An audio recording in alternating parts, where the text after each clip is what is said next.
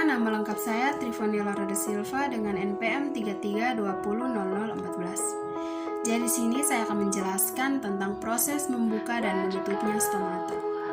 Secara mikroskopis, stomata dikelilingi oleh dua sel penjaga.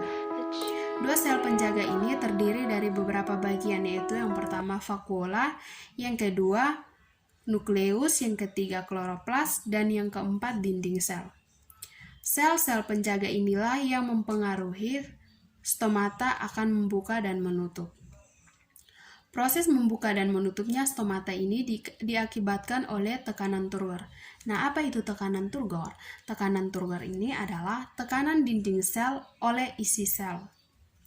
Proses membuka dan menutupnya stomata ini mengakibatkan terbentuknya celah pada stomata antar sel penjaga.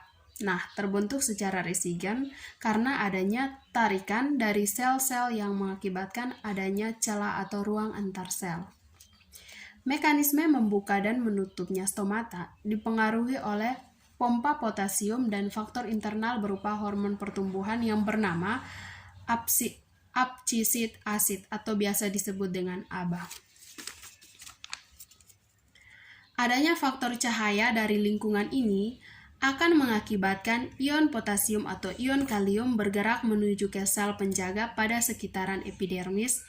Ion potasium akan masuk dengan cara aktif transport melalui jalur khusus pada permukaan sel penjaga.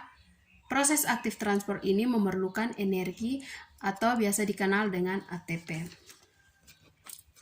Peningkatan potasium pada sel penjaga menyebabkan perubahan pati menjadi malet.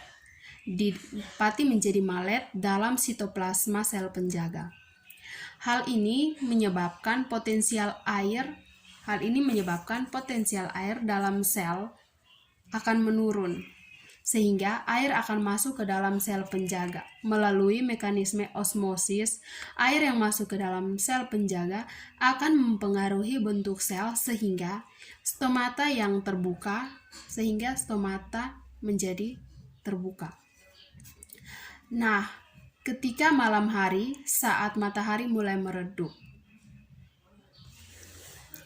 ion potasium akan keluar dari sel penjaga sehingga malet dalam sitoplasma ini kembali menjadi pati.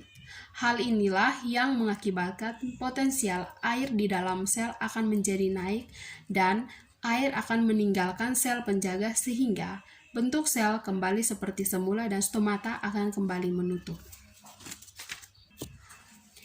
Nah, jadi pada saat membuka dan menutupnya stomata, jika tekanan Turgor sel penutupnya tinggi, maka stomata akan membuka.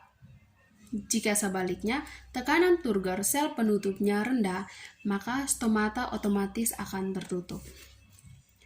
Proses membuka dan menutupnya stomata ini dipengaruhi oleh gerak perubahan dari sel penutup atau sel penjaga. Hal ini dipengaruhi juga oleh beberapa faktor lainnya. Faktor yang pertama berkaitan dengan temperatur atau suhu, faktor yang kedua cahaya atau fotosintesis, faktor yang ketiga air, faktor yang keempat bahan kimia. Nah, sekian penjelasan dari saya mengenai proses membuka dan menutupnya stomata. Terima kasih.